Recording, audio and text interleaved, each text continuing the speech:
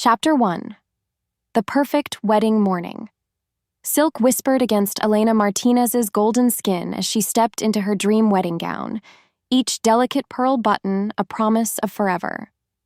Sunlight streamed through the bridal suite's French windows, casting ethereal shadows across the ivory tulle that pooled around her feet like spun moonbeams.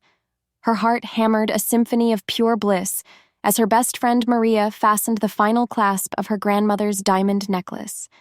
"You're absolutely radiant, mi amor," Maria breathed, her voice thick with emotion. "Tyler's going to lose his mind when he sees you walking down that aisle." Elena's reflection smiled back from the antique mirror, her dark eyes sparkling with unshed tears of joy. Everything was perfect: the coastal California venue overlooking the Pacific, the cascade of white roses and baby's breath, the gentle ocean breeze that promised smooth sailing ahead. Her phone buzzed against the marble vanity, and her pulse quickened with anticipation. Tyler flashed across the screen. "He's probably just as nervous as I am," she whispered, her fingers trembling as she swiped to read his message. The words on the screen blurred, then sharpened with devastating clarity. "I can't do this. I'm sorry. Don't look for me." The phone slipped from her nerveless fingers, clattering against the marble floor like her dreams shattering into 1,000 irreparable pieces. The room spun violently, her breath catching in her throat as Maria's concerned voice seemed to echo from underwater. "Elena, what is it? What's wrong?" But Elena couldn't speak, couldn't breathe, couldn't process the cruel reality that her perfect morning had just transformed into her worst nightmare. Through the window, she could see guests arriving in their finest attire, unaware that the bride was about to become a casualty of cowardice disguised as cold feet. Chapter 2. The Cavalry Arrives. Commander James Jace Blackwood adjusted his dress white naval uniform one final time before stepping out of his rental car, the Pacific breeze carrying the scent of salt and celebration. His broad shoulders bore the weight of 3 years overseas, but today's mission was simple: surprise his little brother on the most important day of Tyler's life. The irony wasn't lost on him that he'd rushed back from deployment to witness Tyler's happiness when his own heart had been buried in Afghanistan's sand. Yet, something felt wrong. The parking lot buzzed with confused whispers, and guests clustered in agitated groups rather than filing into the chapel. Jace's military-trained instincts prickled with unease as he approached the venue's main entrance. "Excuse me," he intercepted a well-dressed woman hurrying toward her car. "I'm looking for the Blackwood Martinez wedding?" Her expression crumpled with sympathy. "Oh, honey, I'm so sorry. The wedding's been called off. That poor girl." She shook her head, clicking her tongue in disapproval before disappearing into the crowd of departing guests. Ice flooded Jace's veins as understanding crashed over him like a rogue wave. Tyler had run. Again. Just like he'd run from every commitment, every responsibility, every person who'd ever loved him unconditionally. But this time his cowardice had destroyed someone precious, someone Jace had never forgotten despite years of trying. He found Elena in the bridal preparation room, still wearing her wedding gown like armor made of silk and sorrow. Her dark hair fell in loose waves around her shoulders, and when she lifted her tear-stained face to meet his gaze, time collapsed. 3 years vanished in an instant, and suddenly he was 29 again, watching his brother steal the only woman who'd ever made his heart race. "Jace?" Her voice broke on his name, and something fundamental shifted in his chest. "Hello, Elena." His military composure warred with the primal urge to hunt Tyler down and make him pay for putting that devastation in her eyes. "I came to surprise Tyler, but it seems I'm the one getting surprised." Chapter 3. Damage Control. Jace's jaw clenched as he surveyed the chaos through the bridal suite's windows, confused guests milling about, vendors demanding payment, and Elena's parents attempting damage control with forced smiles that couldn't mask their humiliation. His tactical mind immediately shifted into crisis management mode, but his heart ached for the broken woman trembling beside him. "I need to tell everyone," Elena whispered, her voice hollow as an empty chapel. "They're all waiting, and I don't know what to say." "You don't say anything." Jace's voice carried the steel authority that had commanded respect in war zones. "I'll handle the guests. You need to get out of that dress and somewhere safe." Elena's laugh held no humor, only bitter recognition of her new reality. "Safe? There's nowhere safe from this kind of humiliation, Jace. Tomorrow, everyone in San Diego will know that Elena Martinez wasn't enough to keep her own fiancé at the altar." The raw pain in her voice ignited something fierce and protective in Jace's chest. He stepped closer, close enough to smell her jasmine perfume mixed with salt tears, close enough to see the golden flecks in her dark eyes that he'd memorized years ago. "Listen to me." His hands framed her face with surprising gentleness, calloused thumbs brushing away fresh tears. "Tyler's the fool here, not you. Any man who walks away from you isn't worthy of breathing the same air." For a heartbeat, the world narrowed to just them, her trembling beneath his touch, him drowning in eyes that had haunted his overseas nights. The same electric current that had crackled between them 3 years ago sparked to life, dangerous and undeniable. "Why are you here, Jace?" she whispered, her gaze searching his face. "Really?" Before he could answer, before he could admit that he'd moved heaven and earth to get leave for Tyler's wedding while secretly hoping she'd be happy enough to forget the night they'd almost crossed a line, his phone buzzed with an urgent message. Elena saw his expression change as he read it, watched his protective mask slip back into place. "What is it?" "Maria's outside. She's worried sick." He pocketed his phone, but Elena caught something else in his eyes. Something that looked suspiciously like relief at the interruption. "She wants to take you home." But as Elena nodded and moved toward the door, she turned back one last time. "You never answered my question." Their eyes locked across the destroyed dream of her wedding day, and Jace felt the ground shift beneath his feet like it had during mortar attacks in Kandahar. "I came because family matters," he said quietly. "But I'm staying because you do." Chapter 4. The morning after consciousness crept back to Elena like a thief, stealing away the blessed numbness of sleep and replacing it with the crushing weight of reality. Silk and tulle rustled accusingly around her legs as she shifted in the unfamiliar bed, the wedding dress she'd collapsed in now a prison of wrinkled dreams. Sunlight filtered through masculine navy curtains, and the unfamiliar scent of sandalwood and leather reminded her exactly where she was. Jace's guest room, because she had nowhere else to go. The thought sent fresh humiliation coursing through her veins like poison. She was 28 years old, successful in her own right as San Diego's premier wedding planner, and yet here she lay, a charity case in her almost brother-in-law's penthouse, still wearing the dress that should have marked her happiest day. A soft knock interrupted her self-flagellation. "Elena, I have coffee." Jace's voice, rough with sleep and something else she couldn't identify, made her pulse stutter unexpectedly.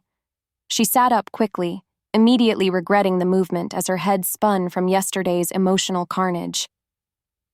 "Come in," she managed, grateful her voice didn't crack.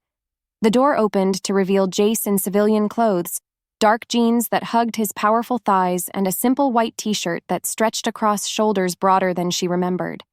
His sandy hair was mussed from sleep, and the vulnerability in his green eyes made her chest tighten with dangerous awareness. "How are you holding up?" He set a steaming mug on the nightstand, his movements careful and controlled, as if she were a wounded animal that might bolt. "Like a woman who got left at the altar by text message," she replied, attempting levity but hearing only bitterness in her tone. "So, living the dream." Jace's jaw ticked, a muscle jumping with barely controlled anger. "Tyler's an idiot." "Tyler's honest." The words tasted like ash. "At least he figured out I wasn't worth it before he made any legally binding mistakes." "Don't." The command in his voice made her look up sharply. "Don't you dare minimize your worth because my brother is a coward." Chapter 5. The Proposition. Steam rose from Elena's untouched coffee as she studied Jace's face, searching for pity and finding something far more dangerous: respect. It unnerved her, this intensity that crackled between them like lightning before a storm. She'd felt it 3 years ago at Tyler's graduation party, that moment when conversation had died and awareness had bloomed, electric and forbidden. "I have a proposition for you," Jace said, settling into the leather chair across from the bed with military precision. "Blackwood Enterprises needs a head of corporate events, someone with vision, creativity, and the organizational skills to handle multi-million-dollar client experiences." Elena's laugh held no humor.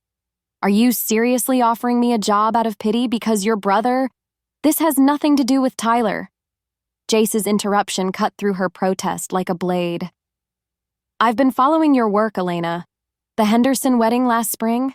The governor's charity gala that raised $3 million in one night? You don't just plan events, you create experiences that leave people transformed." Heat flooded her cheeks at his praise, unexpected and unwelcome. "You've been following my work? I make it my business to know about exceptional talent." His gaze held hers steadily, and she glimpsed something flickering in those green depths, something that made her pulse trip over itself. "Blackwood Enterprises has contracts worth hundreds of millions. Our clients expect perfection, and frankly, most event planners crumble under that kind of pressure." "But you think I won't?" The question emerged softer than intended, hope warring with skepticism in her voice. "I think you're stronger than you realize." Jace leaned forward, his presence filling the space between them with masculine energy that made her acutely aware of her rumpled state. "I think you need a fresh start, and I need someone who understands that failure isn't an option." Elena's heart hammered against her ribs as she processed his offer. Working for Jace meant proximity, meant seeing him daily, meant risking the complicated feelings that had never quite died despite Tyler's ring on her finger. "What's the catch?" she whispered. "No catch. Just an opportunity to prove that yesterday was Tyler's loss, not your failure." But as their eyes locked across the charged space between them, Elena suspected the real catch was something neither of them was brave enough to name. Chapter 6, First Day at Work. The glass elevator climbed 40 stories above downtown San Diego, carrying Elena toward a future she'd never imagined 24 hours ago. Her reflection in the polished steel doors showed a woman rebuilt, sleek black suit replacing yesterday's ruined dreams, hair twisted into a confident chignon, makeup carefully applied to mask any lingering traces of heartbreak. Only her hands betrayed her nerves, trembling slightly as she clutched the leather portfolio containing her preliminary ideas for Blackwood Enterprises. "Nervous?" Jace's voice, warm and amused, made her turn from her inspection. He stood beside her in a charcoal suit that had clearly been tailored to his impressive frame, the navy tie bringing out the sea green of his eyes. Clean-shaven now, his jaw revealed the strong lines that had matured since his college days, and Elena felt that familiar flutter of awareness she'd been trying to suppress. "Terrified," she admitted honestly. "I've planned intimate gatherings for tech moguls and political dynasties, but never corporate events on this scale." "Good." His smile held unexpected warmth. Confidence without fear leads to complacency.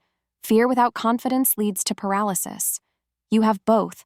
That's what makes you perfect for this position. The elevator doors whispered open to reveal the executive floor of Blackwood Enterprises, a testament to masculine power wrapped in glass, steel, and understated luxury. Floor-to-ceiling windows offered panoramic views of San Diego's harbor, while sleek furniture and cutting-edge technology spoke of serious money and serious business. "Welcome to the 42nd floor," Jace said, his hand settling at the small of her back to guide her forward. The innocent touch sent electricity shooting up her spine, reminding her exactly why working for him might be the most dangerous job she'd ever accepted. "Impressive," she managed, hoping her voice sounded steadier than she felt. "How many employees?" "Globally, just over 3,000. Here in San Diego, about 400. Pride colored his tone as he led her past glass-walled conference rooms where serious-faced executives conducted million-dollar negotiations. We specialize in security software and consultation services, everything from protecting Fortune 500 companies from cyber attacks to designing safety protocols for government facilities. Elena absorbed this information, pieces of the Jace puzzle falling into place. The boy she'd known in college had been brilliant but unfocused, more interested in adrenaline than achievement. This man had transformed himself into something formidable, someone who commanded respect and wielded power with casual confidence. "And you built all this since leaving the military?" she asked as they approached a corner office that clearly belonged to him. "Necessity breeds innovation," he replied cryptically, then paused with his hand on the door handle. "Elena, before we go any further, I need you to understand something." Their gazes locked, and suddenly the air between them felt charged with unspoken possibilities. "I hired you because you're the best, not because of Tyler, not out of pity, and not because—" He trailed off, jaw working as if wrestling with words he couldn't quite say. "Not because of what?" Her voice emerged as barely a whisper. But before he could answer, his assistant's voice crackled through the intercom, shattering the moment. "Mr. Blackwood, your 10 o'clock is here." Chapter 7. The PTSD episode. Thunder crashed overhead like artillery fire, rattling the floor-to-ceiling windows of Blackwood Enterprises as Elena worked late in her new office. 3 weeks had passed since Tyler's abandonment. 3 weeks of losing herself in million-dollar events and trying to ignore the magnetic pull she felt every time Jace walked past her door. Rain lashed against the glass in sheets, and lightning illuminated the harbor below in stark, violent flashes. She was reviewing seating charts for the Morrison Industries Gala when she heard it, a sharp crash from Jace's office, followed by the unmistakable sound of harsh, labored breathing.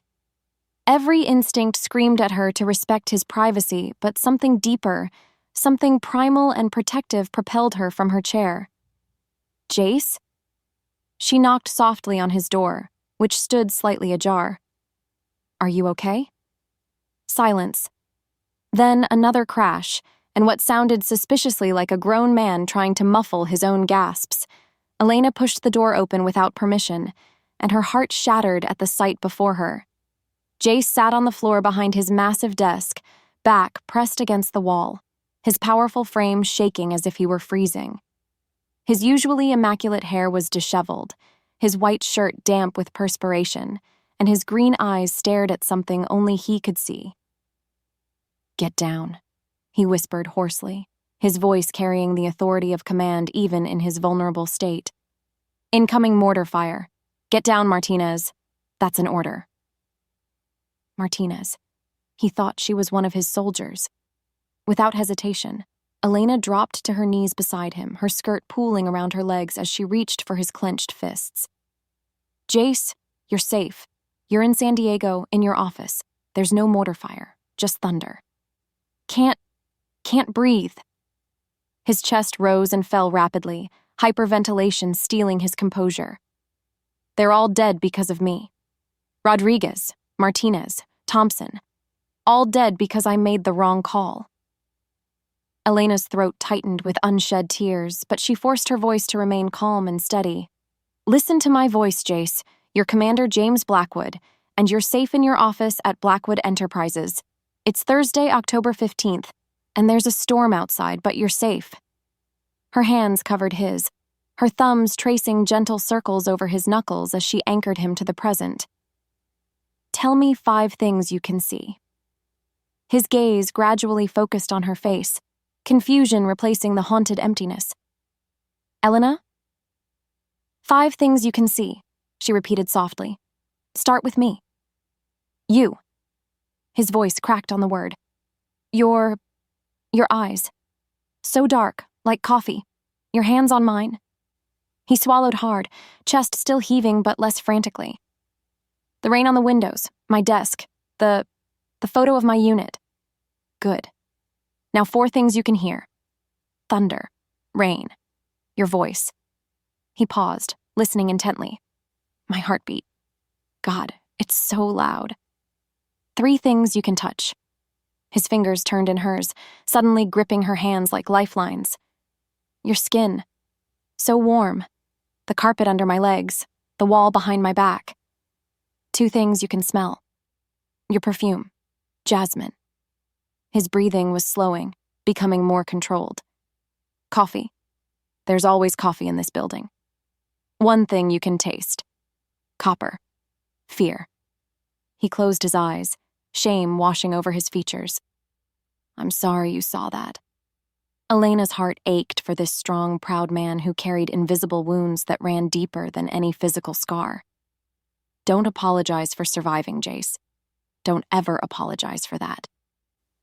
When he opened his eyes again, she saw something shift. Walls cracking, defenses crumbling, the careful control he maintained slipping just enough to reveal the man beneath the commander. Stay, he whispered, and the vulnerability in that single word destroyed every reason she had for keeping her distance. Please, just stay. Chapter 8. Elena's confession. Dawn crept through the office windows like a shy visitor, painting everything in soft gold and rose hues as Elena stirred from her uncomfortable position on Jace's leather sofa. She'd kept vigil through the worst of the storm, watching him sleep fitfully in the chair across from her, occasionally murmuring names she suspected belonged to soldiers who'd never made it home. You're awake. His voice, rough with sleep and residual emotion, made her pulse skip. So are you. She sat up slowly, acutely aware of her wrinkled skirt and the fact that she'd spent the night in her boss's office like some desperate groupie. How are you feeling? Jace ran a hand through his disheveled hair, and Elena caught a glimpse of the young man she'd known in college. Before war had carved lines around his eyes and taught him to carry the weight of other men's lives on his shoulders. Embarrassed, grateful, confused. He stood and moved to the windows, his reflection ghost-like in the glass. People don't usually see me like that. Like what? Human? Elena rose as well, smoothing her skirt with trembling fingers. Jace, what happened to you over there? Nothing that didn't happen to thousands of other soldiers. His tone suggested the conversation was closed, but Elena recognized deflection when she heard it. That's not what I asked. She approached him carefully as if he were a wounded animal that might bolt. I asked what happened to you, specifically. The man standing in this room who calls out names in his sleep and thinks thunder is incoming fire. His shoulders tensed, muscles bunching beneath his shirt like a predator preparing to strike or flee. You don't want to know, Elena. Trust me. Maybe not, she admitted quietly. But I think you need to tell someone, and I'm here. The silence stretched between them, heavy with unspoken truths and dangerous possibilities. When Jace finally spoke, his voice was so low she had to strain to hear it. I made a tactical decision that got 12 men killed. Good men. Men with wives and children and futures that I stole from them with one goddamn radio call. His reflection wavered in the glass, distorted by her own tears. The official report called it an unavoidable casualty of war. The nightmares call it exactly what it was. My fault. Elena's chest tightened with empathy so sharp it was physical pain. Is that why you think you don't deserve happiness? Because of one impossible decision made in an impossible situation? He turned then, and the raw anguish in his eyes nearly brought her to her knees. Don't you understand? I'm damaged goods, Elena. Broken. Whatever you think you see when you look at me, I see a man who's been carrying the weight of the world on his shoulders. The words tumbled out before she could stop them. 3 weeks of suppressed emotion finally finding voice. I see someone who builds companies that employ thousands, who commands respect without demanding it, who held me together when my world fell apart. You see what you want to see. His laugh held no humor. Tyler saw it too at first, the uniform, the hero worship.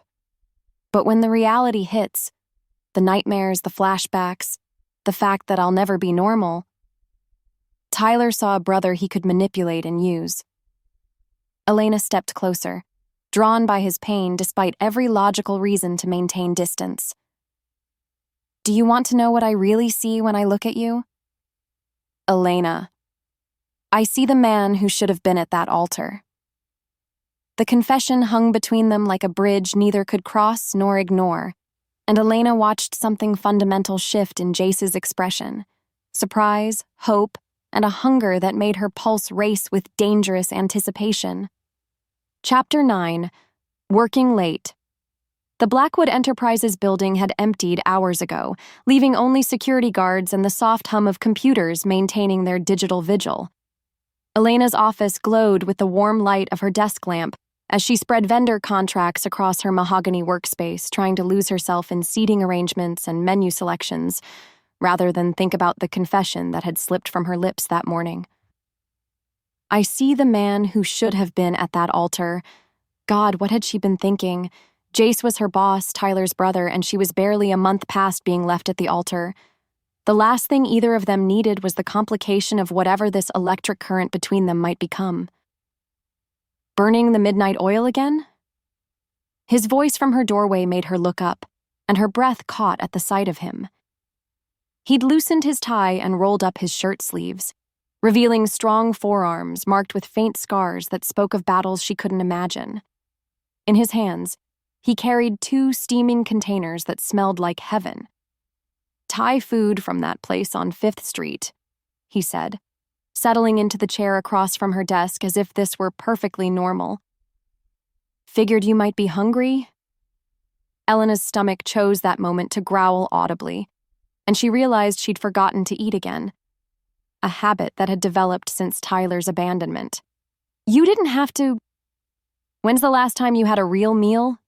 Jace interrupted, opening the containers to reveal pad thai and green curry that made her mouth water. And coffee doesn't count. I eat, she protested weakly, but accepted the chopsticks he offered with grateful fingers. Granola bars from the vending machine aren't meals, Elena. His tone held gentle reproach as he settled back in his chair, studying her with those perceptive green eyes. You've lost weight since you started here. The fact that he'd noticed sent warmth flooding through her chest, dangerous, unwelcome warmth that had nothing to do with the spicy curry. I've been busy. The Morrison Gala is in 2 weeks, and if I mess up my first major event, you won't. His confidence in her abilities never failed to surprise her. You're brilliant at this, Elena. I've watched you transform a simple corporate dinner into an experience that had board members calling me the next day to book their own events. They ate in comfortable silence for a while, the intimacy of sharing food in the quiet building somehow more dangerous than any boardroom meeting. Elena found herself studying his hands, long fingers marked with calluses that spoke of physical work despite his executive lifestyle, a thin white scar across his knuckles that made her wonder about battles both seen and unseen. Tell me about the company, she said eventually, needing to steer the conversation toward safer ground. How did you go from Navy SEAL to tech mogul in 3 years? Jace's expression grew thoughtful as he set down his chopsticks. Necessity, mostly. I created security software while I was still active duty, algorithms that could predict and prevent cyber attacks on military installations. When I got out, I realized the private sector needed the same protection. Just like that, you just decided to become a billionaire? She couldn't keep the admiration from her voice. It wasn't about the money. He leaned back in his chair, and she caught a glimpse of something vulnerable in his expression. It was about control. In the military, you follow orders even when you know they're wrong. In business, you make the calls. You live with the consequences, but at least they're your consequences. Elena absorbed this insight into the complex man across from her, recognizing the pain beneath his pragmatic words. Is that why you came back early from deployment? To take control? I came back because... He paused, seeming to wrestle with words he wasn't sure he should say. Because Tyler called me the night before the wedding. He was drunk, rambling about how he wasn't sure he was making the right choice, how maybe he was settling because he couldn't have what he really wanted. Elena's chest tightened with fresh humiliation. He was settling for me. No, Jace's voice carried absolute conviction. He was settling because he's an idiot who never recognized what he had. But that phone call made me realize something I'd been trying to deny for 3 years. What? The question emerged as barely a whisper. Jace's gaze locked with hers across the desk, and suddenly the air between them crackled with electricity that had nothing to do with the storm outside. That I'd spent 3 years overseas trying to forget a woman who was never really Tyler's to begin with. Chapter 10. The Corporate Threat. Elena's heels clicked against the marble floor of the Grand Hyatt as she surveyed the ballroom that would host the Morrison Industries Gala in 48 hours. Everything had to be perfect. The ice sculptures catching light from crystal chandeliers, the stage positioned for optimal acoustics, the seating arrangements that would facilitate million-dollar deals over champagne and conversation. This event would establish her reputation at Blackwood Enterprises, prove she was more than just Tyler's cast-off seeking charity employment. Miss Martinez? A gravelly voice made her turn from her inspection of the head table arrangements.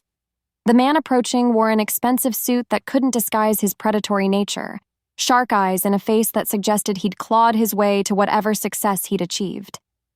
Behind him stood 2 associates who radiated the kind of barely controlled violence that made Elena's survival instincts prickle with warning. "I'm Richard Kellerman, Morrison Industries VP of Operations." His smile held all the warmth of a cobra's strike. "I wanted to discuss some last-minute changes to tomorrow night's arrangements." Elena's professional smile never wavered, though unease crawled up her spine like ice water. "Of course, Mr. Kellerman. What modifications did you have in mind?" "Well, it seems there's been some confusion about the guest list." He moved closer, invading her personal space with practiced intimidation.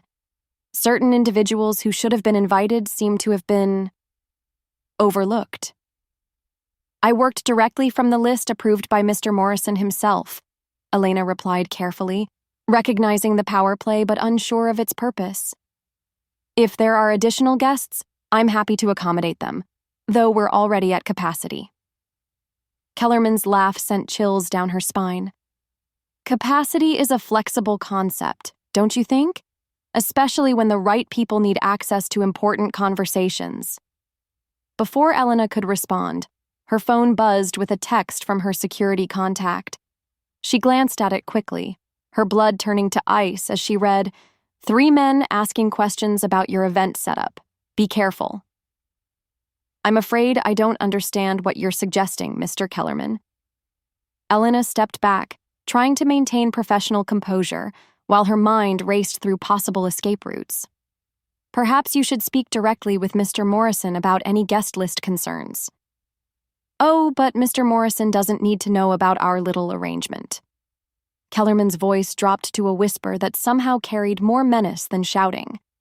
"You see, Miss Martinez, there are certain business discussions that happen at events like these. Discussions that require privacy and cooperation."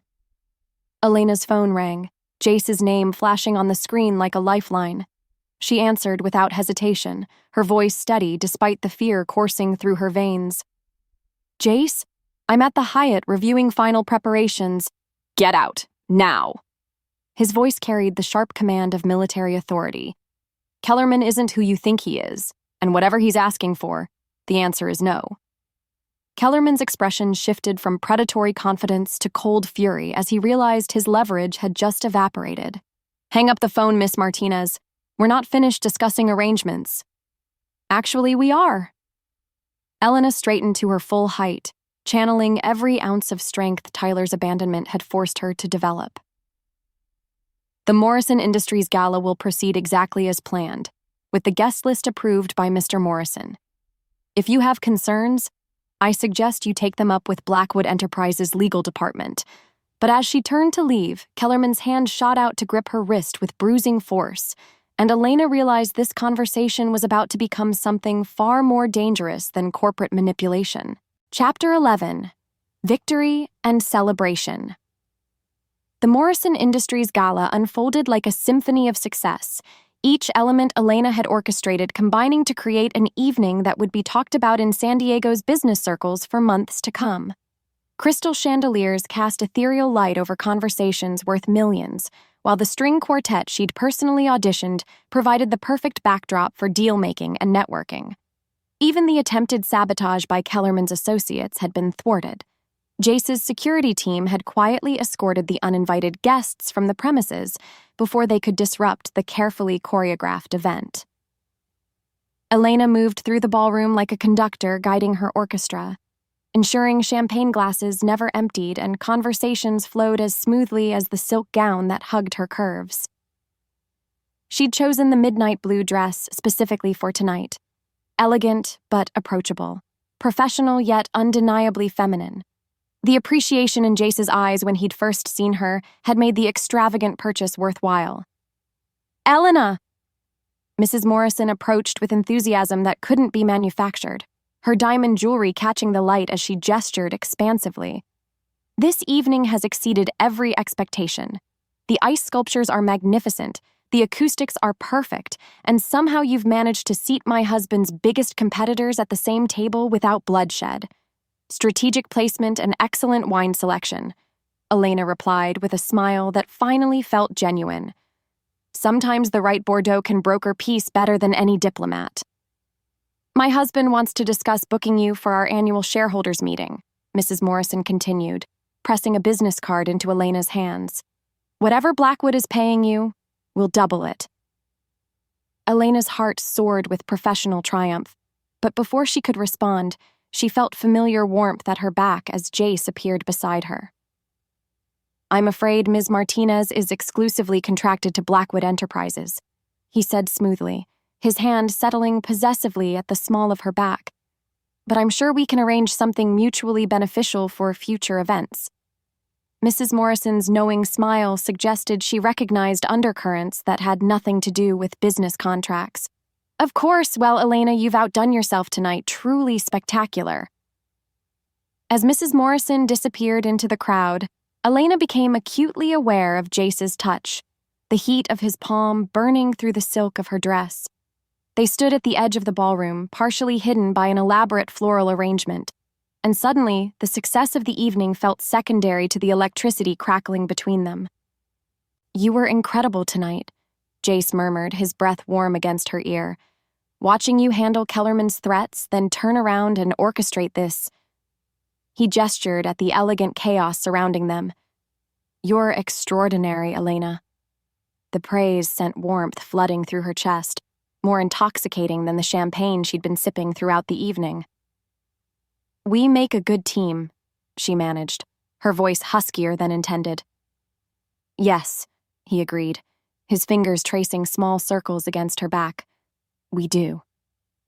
The simple touch sent shivers racing up her spine, and Elena found herself leaning into his strength despite every logical reason to maintain professional distance. The ballroom faded around them, the success of the evening becoming background noise to the symphony of her rapidly beating heart. "Jace," she whispered, not sure if she was warning him away or inviting him closer. "We should go," he said quietly, his voice rough with an emotion she didn't dare name. "Celebrate properly. Away from all this." Elena's pulse hammered against her throat as she nodded, knowing that leaving with him tonight would change everything between them. But as his hand slipped down to intertwine with hers, she realized she was tired of being afraid of what she wanted. The ride to his penthouse passed in charged silence, the city lights blurring past as Elena's mind raced with possibilities and consequences. By the time the elevator doors closed behind them, sealing them in intimate privacy, the air between them felt combustible. "Elena?"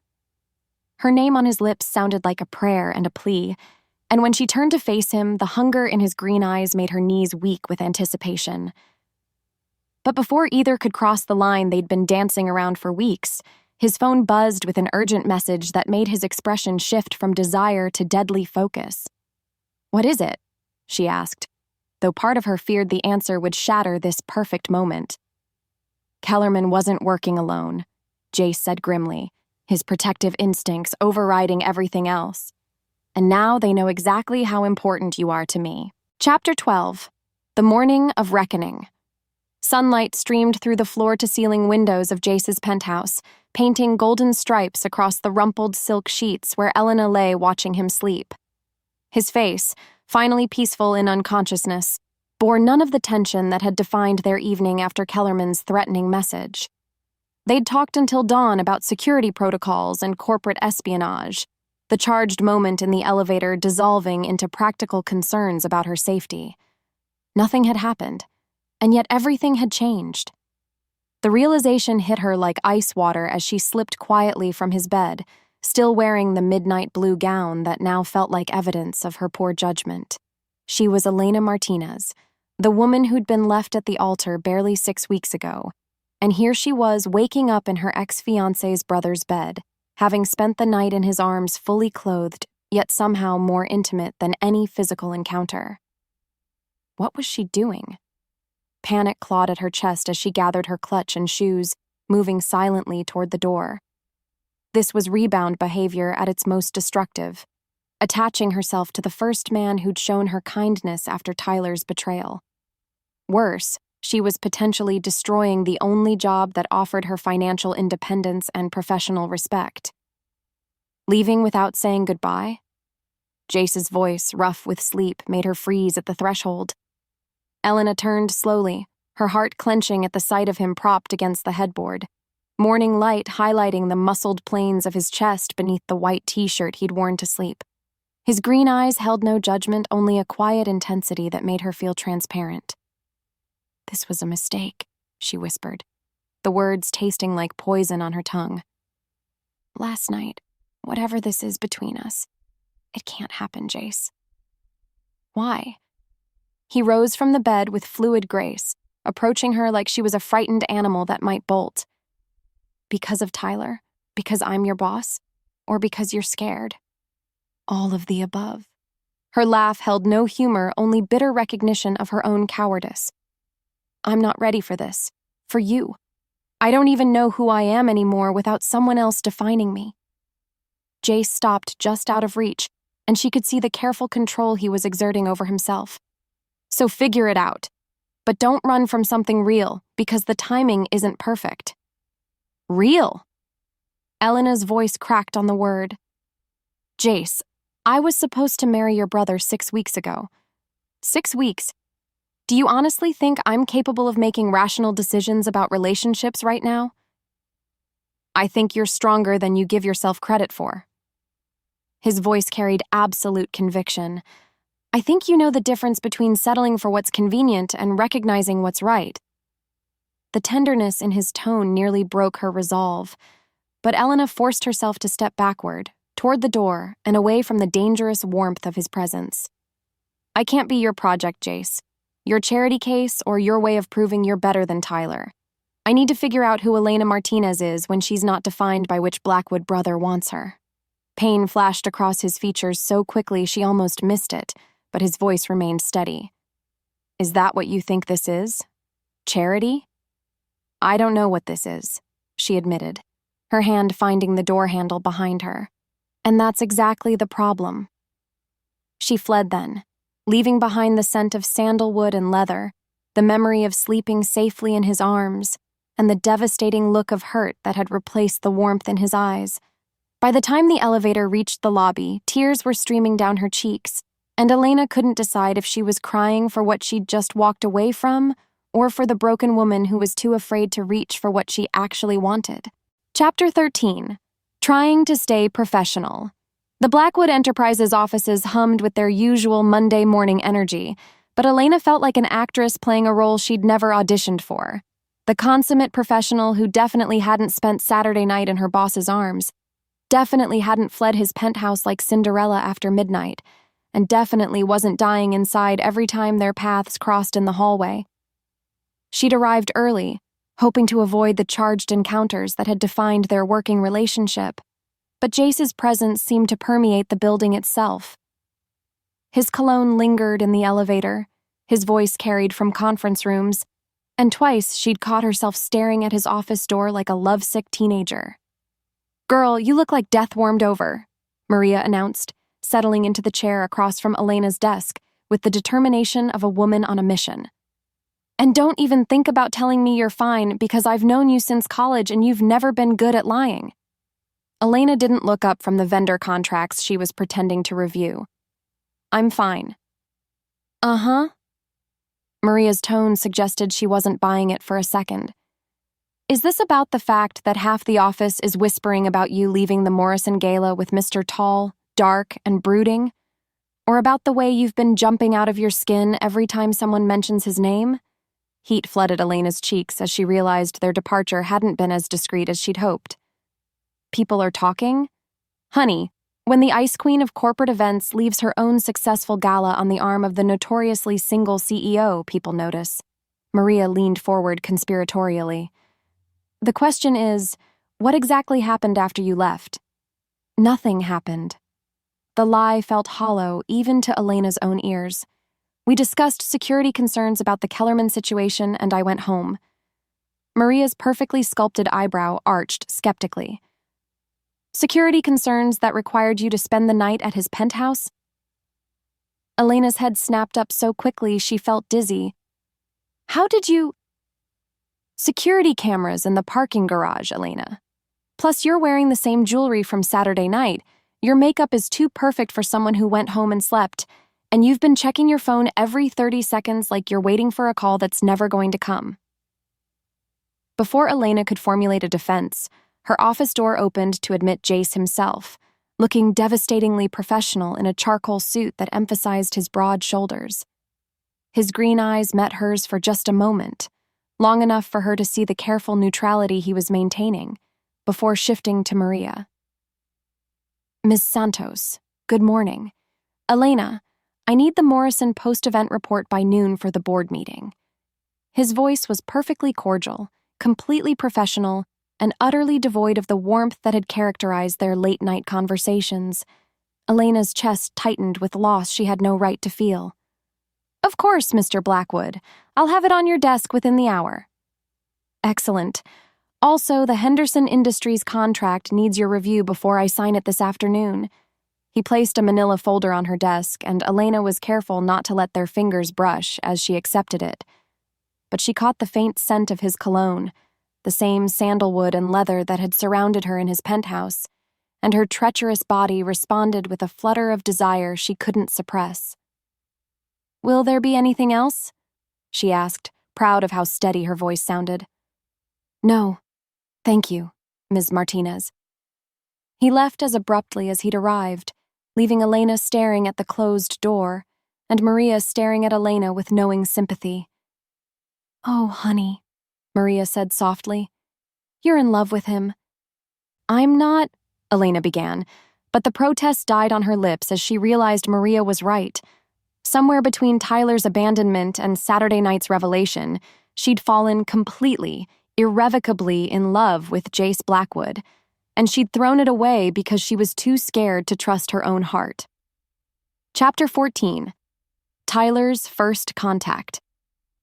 Elena's phone rang just as she was locking her apartment door, fumbling with keys while balancing takeout from her favorite Thai restaurant and a bottle of wine that promised to help her forget the way Jace had looked at her in the office that morning. Polite, professional, and completely impersonal. The caller ID made her freeze, her heart hammering against her ribs as Tyler's name flashed on the screen. For a moment, she considered letting it go to voicemail. What could Tyler possibly have to say that would matter now, 6 weeks after he'd destroyed her life via text message? But curiosity won over self-preservation, and she answered with a cautious hello. Elena. His voice carried the same charm that had first attracted her 3 years ago, smooth and confident and utterly familiar. Thank God you picked up. I wasn't sure you'd want to talk to me. I'm not sure I do, she replied honestly, settling onto her couch with the phone pressed to her ear. What do you want, Tyler? I want to explain. I need to explain. He paused, and she could hear background noise, music, laughter, the sound of a social gathering. What I did to you was unforgivable, Elena. I know that. But I was scared, and I handled it badly, and I've regretted it every single day since. Elena's grip tightened on the phone as old wounds reopened. Scared of what? Marriage? Commitment? Or just me specifically? Scared of not being enough for you?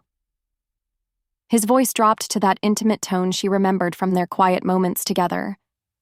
You're this incredible woman, successful, beautiful, kind, and I kept waiting for you to figure out that you could do better. When the wedding got closer, I panicked. Despite everything, Elena felt a traitorous flutter of the old affection. Tyler had always been good with words, knew exactly what to say to make her feel special. But underneath the familiar charm, she heard something else. Desperation, perhaps, or calculated manipulation. So you left me standing at the altar in front of 200 people because you thought I could do better? The absurdity of it made her laugh, though the sound held no humor. Tyler, if you wanted out, all you had to do was talk to me. We could have called it off together, with dignity. I know, and I'm sorry. But Elena, I've had time to think, to figure out what really matters and what? You've decided I'm worth the risk after all? Anger began to simmer beneath her initial shock, hot and cleansing. How generous of you. I'm coming back to San Diego, Tyler continued as if she hadn't spoken. Next week. I want to see you, to explain everything in person. I want to make this right. Elena's Thai food sat forgotten on her coffee table as she processed this information. Tyler wanted to see her.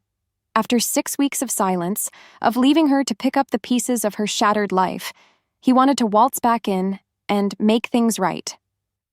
Make what right, exactly? She asked quietly. The humiliation? The financial cost of a canceled wedding? The job I had to take working for your brother because my reputation in this city was destroyed? You're working for Jace? Tyler's tone shifted, surprise mixing with something that sounded suspiciously like jealousy. Elena, you need to be careful. My brother, he's not the man you think he is. Meaning what? Meaning he's been half in love with you since college, and if he's offered you a job, it's not out of the goodness of his heart. Tyler's voice took on a sharp edge. He's using your vulnerability to get close to you, Elena. Can't you see that? The accusation hit her like a physical blow, echoing her own fears about being Jace's charity case. But something in Tyler's tone, possessive, manipulative, made her defenses rise. Even if that were true, she said carefully, what business would it be of yours? You gave up any claim to opinions about my life when you abandoned me at the altar. I made a mistake, Tyler said urgently. The biggest mistake of my life.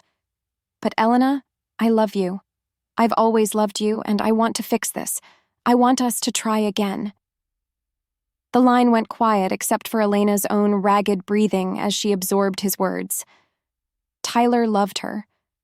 Tyler wanted her back. 6 weeks ago, hearing those words would have felt like salvation. Now they just felt like another complication in a life that had already become far too complex. I can't do this conversation over the phone, she said finally. If you want to talk, really talk, then we'll do it face to face when you get back. Elena, no, Tyler. You don't get to make demands or rush me into anything ever again. If you want a chance at redemption, it happens on my terms. She hung up before he could respond, her hands shaking as she set the phone aside. Tyler wanted her back. After everything, after the humiliation and the heartbreak and the slow, painful process of rebuilding herself, he wanted her back. But as she sat in her quiet apartment, the only face she could picture was Jace's. The hurt in his green eyes that morning, the careful distance he was maintaining, the way he'd held her through the storm, both literal and metaphorical. Tyler's return was going to complicate everything, and Elena wasn't sure she was strong enough to handle losing Jace twice. Chapter 15. The Family Dinner. The Blackwood family estate perched on the cliffs of La Jolla, like a monument to old money and older secrets, its Mediterranean architecture softened by twilight and the distant crash of waves against stone. Elena sat in the passenger seat of Jace's BMW, smoothing her black cocktail dress with nervous fingers as she stared up at the imposing structure. "You don't have to do this," Jace said quietly, his hands still gripping the steering wheel, though he'd already turned off the engine. "My parents can be intense." "I'm your head of corporate events," Elena replied, though they both knew that professional obligation didn't explain the knots in her stomach. "It makes sense for me to attend family dinners where business might be discussed." Jace's smile held no humor. "If you think tonight is about business, you're going to be disappointed." He was right, of course. Margaret and Richard Blackwood had extended the dinner invitation after the Morrison Gala's success had made headlines in the San Diego Business Journal, but Elena suspected their interest had less to do with her professional achievements and more to do with the speculation about her relationship with their eldest son. The front door opened before they reached it, revealing Margaret Blackwood in an elegant navy dress that probably cost more than Elena's monthly rent. She was beautiful in the way that money could buy. Perfectly styled silver hair, flawless skin maintained by expensive procedures, and the kind of jewelry that whispered rather than shouted about wealth. "Elena, darling, how lovely to see you again." Margaret's embrace was warm but brief, her smile not quite reaching her eyes. "You look absolutely stunning. That dress is divine." "Thank you for inviting me, Mrs. Blackwood. Your home is beautiful." "Please, call me Margaret. We're practically family, after all." The comment sent ice through Elena's veins, though she couldn't quite identify why. Behind Margaret, Richard Blackwood appeared, a distinguished man in his 60s who'd passed his height and commanding presence to both his sons, though Jace had inherited something harder around the edges. "Elena," Richard's handshake was firm, assessing. "Congratulations on the Morrison event, very impressive work." "Thank you, Mr. Blackwood. Your son has given me an incredible opportunity to showcase my abilities." "Indeed." Richard's gaze shifted between Elena and Jace, with the calculation of a man accustomed to reading people and situations. "Shall we go in? Dinner should be ready shortly." The dining room embodied understated elegance, crystal chandeliers, antique furniture, and artwork that probably belonged in museums. Elena found herself seated across from the empty chair that should have held Tyler, its absence a glaring reminder of why she was here at all.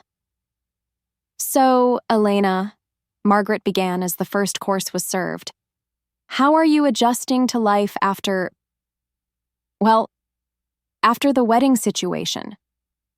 The phrase "wedding situation" made Elena's jaw clench, but she kept her voice level. "I'm doing very well, thank you. The position at Blackwood Enterprises has been exactly what I needed." "How fortunate that Jace was able to step in," Richard observed, cutting his salmon with surgical precision. "Though I have to admit, we were surprised when he mentioned hiring Tyler's former fiancé. It seemed complicated." "Complicated how?" Jace's voice carried a warning that made his father's eyebrows rise. "Well, naturally there might be questions about motivations," Margaret interjected smoothly. "Elena, dear, I hope you don't think we're judging you. It's just that the circumstances are rather unusual." Elena felt heat rise in her cheeks as she realized where this conversation was heading. "I'm not sure I follow." "What my parents are delicately trying to suggest," Jace said, his voice tight with controlled anger, "is that they think you're using me to get back at Tyler, and I'm too stupid to see it." "Jace," Richard's tone held paternal disappointment, "that's not what we're saying at all." "Isn't it?" Jace set down his fork with deliberate care. "Let me save everyone some time. Elena is the most qualified events coordinator in San Diego. Her hiring had nothing to do with Tyler and everything to do with her talent. If you have concerns about my professional judgment—" "Of course not," Margaret interrupted, but her smile looked strained. "We just want to make sure you're not confusing professional admiration with personal feelings. Elena is lovely, truly, but given the recent circumstances—" Elena said quietly, finding her voice at last. I think it's natural that you'd have concerns about my motivations, but I want to assure you that my relationship with Jace is purely professional. The lie tasted like ash in her mouth, especially when she saw something shift in Jace's expression, hurt, perhaps, or resignation. But she couldn't sit here and let his parents paint her as a gold digger or a woman seeking revenge through rebound relationships. I'm grateful for the opportunity Jace has given me, she continued, but I'm not interested in using anyone for personal gain. I've had quite enough of complicated relationships with the Blackwood family. The silence that followed her statement was deafening, broken only by the gentle clink of crystal and silver. Elena could feel Jace's gaze burning into her, but she couldn't bring herself to meet his eyes. Well, Margaret said finally, her social smile firmly in place. I'm glad we've cleared that up. Now, shall we discuss something more pleasant? I hear the symphony is doing a lovely production of Vivaldi next month. But as the conversation moved to safer topics, Elena couldn't shake the feeling that she'd just made a terrible mistake. In trying to protect Jace from his parents' skepticism, she'd essentially denied that anything meaningful existed between them. And from the careful way he was avoiding her gaze, she suspected he'd heard that denial loud and clear. Chapter 16. Tyler's Return. Elena's hands trembled as she unlocked her apartment door, exhaustion weighing down her shoulders like a lead blanket. The Henderson Industries event had been another stunning success, but the strain of maintaining professional distance from Jace while her heart shattered a little more each day was becoming unbearable. 3 days had passed since the disastrous family dinner, 3 days of polite interactions and careful avoidance that felt like emotional purgatory. She kicked off her heels and reached for the wine bottle she'd been saving for a moment exactly like this, when she needed to drown her sorrows and figure out how to rebuild her life again. But before she could pour the first glass, a knock at her door made her freeze. Through the peephole, Tyler's familiar face smiled back at her, holding a bouquet of white roses that made her stomach clench with memory. He looked exactly the same. Golden hair, perfectly styled, blue eyes bright with charm, the kind of devastating smile that had first caught her attention in college. But now, looking at him, Elena felt nothing but a hollow ache where love used to live. "Hello, Elena." His voice carried the same warm confidence she remembered, as if 6 weeks hadn't passed since he'd destroyed her life. "May I come in?" She opened the door but didn't step aside, studying the man who'd once held her heart in his hands. "Tyler, you're early. I couldn't wait another day to see you." He held out the roses, his expression earnest and apologetic. "These are from the same florist we used for our engagement party. Do you remember?" Of course she remembered. White roses had been their flower, the bloom he'd surprised her with on their first anniversary, the centerpiece of every romantic gesture throughout their relationship. The fact that he thought flowers could fix what he'd broken showed exactly how little he understood about the devastation he'd caused. "I remember," she said quietly, accepting the bouquet but not inviting him inside. "What are you doing here, Tyler?" "I told you I was coming back. I told you I wanted to explain." He stepped closer, and she caught the familiar scent of his cologne. Expensive, sophisticated, nothing like the sandalwood and leather that now made her pulse race. "Elena, I know I hurt you. I know I handled everything badly, but I've had time to think, to figure out what really matters, and you decided I might be worth the risk after all." The words came out sharper than she'd intended, 3 weeks of suppressed anger finally finding voice. How flattering. Tyler's perfect smile faltered slightly. "You have every right to be angry. What I did was unforgivable. But Elena, I love you. I've always loved you, and losing you made me realize that I was an idiot to let fear control my decisions." "Fear of what?" She stepped back, creating distance between them. Fear of commitment? Fear of marriage? Or fear that you might actually have to be faithful to one woman for the rest of your life? Fear that I wasn't good enough for you. His voice dropped to that intimate tone that used to melt her defenses. "You're incredible, Elena, Beautiful, successful, kind, everything a man could want. And I kept waiting for you to realize you could do better. It was almost exactly what he'd said on the phone, the same explanation wrapped in prettier words. Elena studied his face, searching for genuine remorse and finding only practiced charm. Tyler was performing, saying what he thought she wanted to hear, just like he always had. "So you left me at the altar because you thought I deserved better?" she asked quietly. "Tyler, do you hear how insane that sounds?" I panicked. I admit it. He reached for her hands, and she let him take them, curious to see if his touch still affected her. It didn't. But I've had time to grow up, to figure out that running away from the best thing in my life was the stupidest thing I've ever done. The best thing in your life.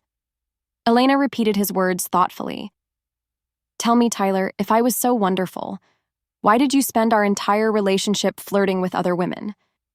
Why did you cancel dates to go out with your friends?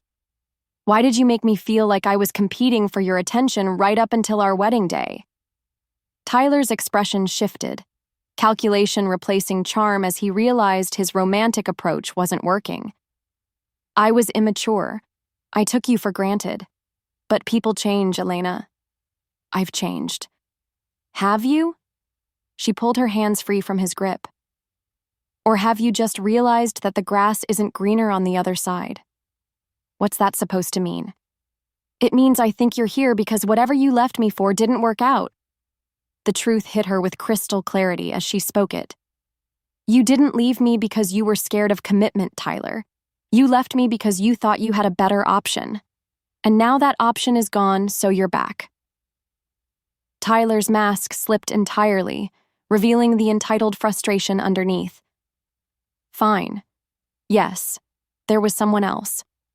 But it didn't mean anything, Elena. She didn't mean anything. You're the one I should have chosen." The casual cruelty of his admission should have destroyed her, but instead, Elena felt something like relief. This was the real Tyler, selfish, manipulative, incapable of genuine remorse. How had she ever thought she loved him? "Get out," she said quietly. "Elena, please. Get out of my apartment, Tyler, and don't come back." But as she moved to close the door, Tyler's hand shot out to stop her, his blue eyes flashing with anger. "This is about Jace, isn't it? My brother's gotten to you already." The accusation hit like a slap, but Elena kept her voice steady. "This has nothing to do with Jace, doesn't it?" Tyler's smile turned ugly. "Come on, Elena. You think I don't know my own brother? He's been half in love with you since college, waiting for his chance to swoop in and play hero. And you fell for it." "Even if that were true," Elena said, echoing the words she'd spoken on the phone, "what business would it be of yours?" "Because I'm not giving up." Tyler's voice carried a determination that made her skin crawl. "You're mine, Elena. You always have been. And I'm not letting my damaged brother steal what belongs to me." Before Elena could respond to that possessive declaration, footsteps echoed in the hallway, and Jace appeared at the top of the stairs, his green eyes taking in the scene with military precision. "Tyler." His voice carried no warmth, only the kind of controlled danger that made Elena's pulse race. "I thought I might find you here." "Big brother." Tyler's tone held equal parts resentment and false bravado. "Come to check up on your employee?" Jace's gaze shifted to Elena, and she saw something flicker in his expression. Concern, protectiveness, and beneath it all, a hunger that made her knees weak despite everything that had happened between them. "Actually," Jace said quietly, "I came to check on Elena, since my brother has a talent for destroying everything he touches." And as the two brothers faced each other in the narrow hallway, Elena realized that her choice between past and future was about to be made for her. Chapter 17. The Confrontation. The tension in Elena's small hallway was suffocating, crackling with years of unresolved resentment and sibling rivalry that had nothing to do with her and everything to do with wounds that ran deeper than romantic jealousy. Jay stood with military precision, every line of his body suggesting barely controlled violence, while Tyler's charming mask had slipped completely to reveal the petulant boy underneath. "You couldn't just let me have this one thing, could you?"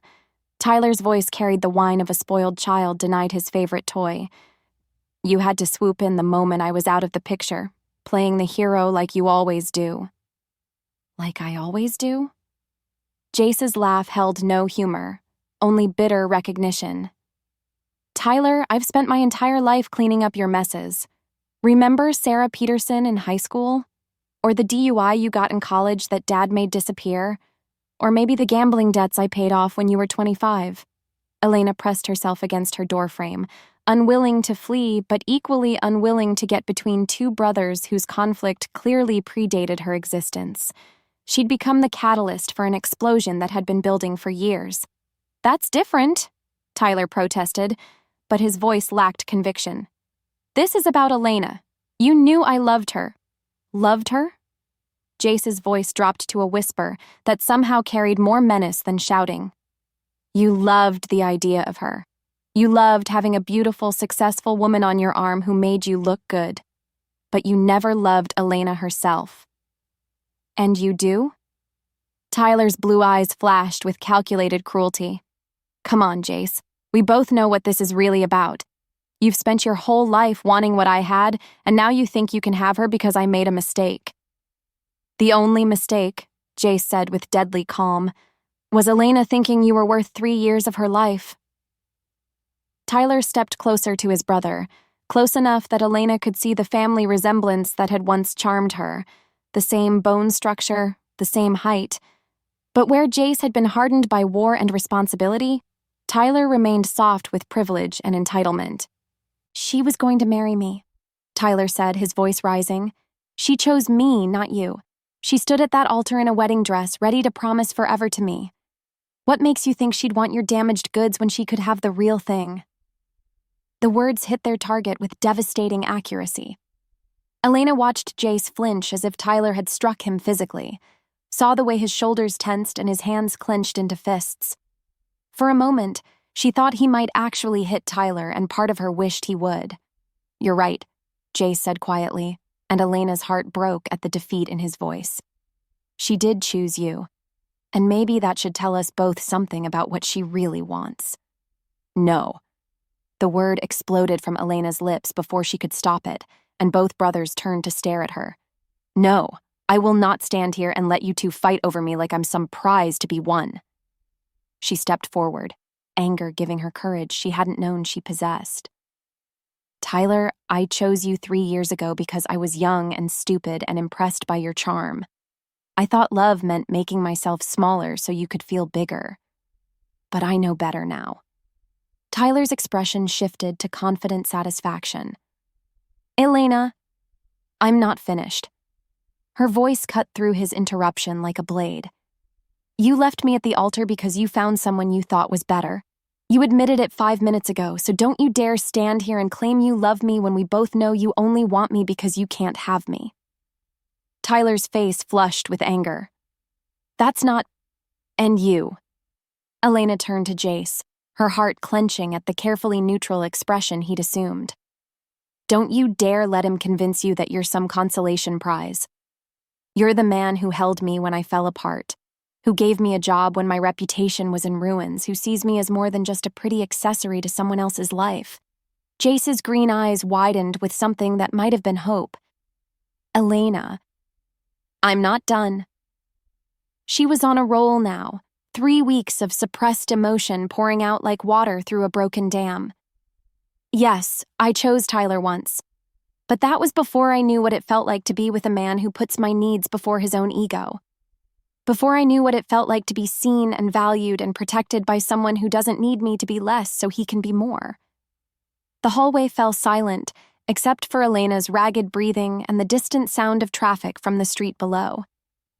Both brothers stared at her as if she'd grown a second head, and Elena realized she'd just declared her feelings for Jace in front of his brother and anyone else in the building who might be listening. "Elena?" Tyler's voice had lost its confident edge. "You're emotional right now. You're not thinking clearly." I'm thinking more clearly than I have in months, she interrupted.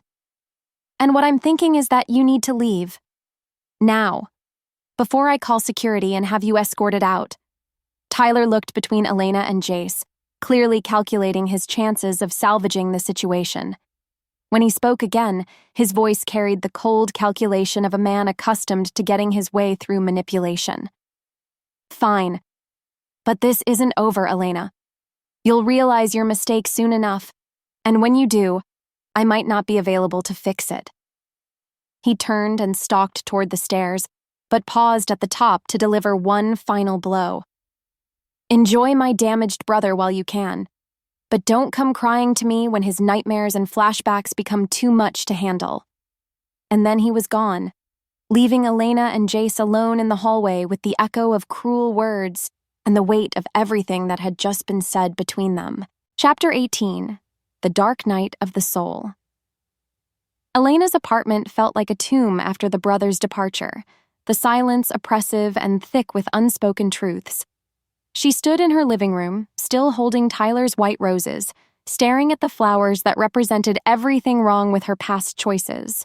With deliberate precision, she walked to her kitchen and dropped the entire bouquet into the garbage disposal, watching the petals shred with savage satisfaction. What had she done? The question echoed in her mind as she poured herself a generous glass of wine and sank onto her couch. She'd essentially declared her love for Jace in front of Tyler, then watched both brothers walk away.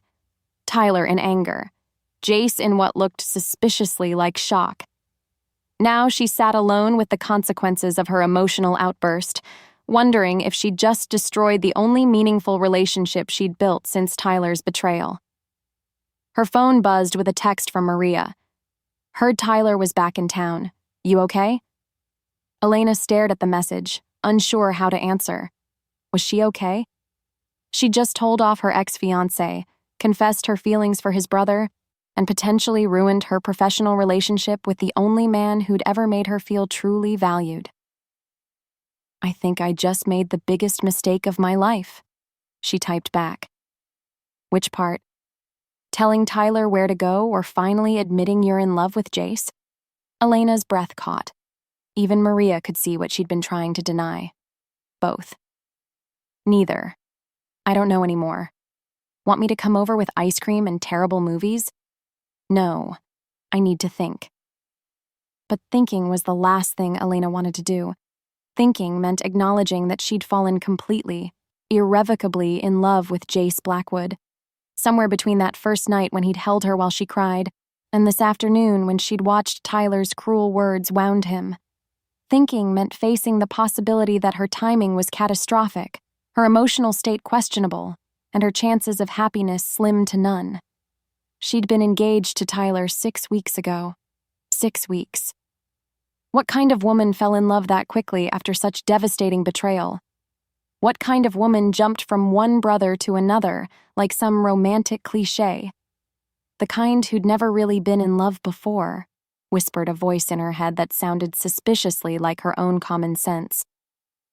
Elena buried her face in her hands, wine forgotten as the truth crashed over her like a rogue wave.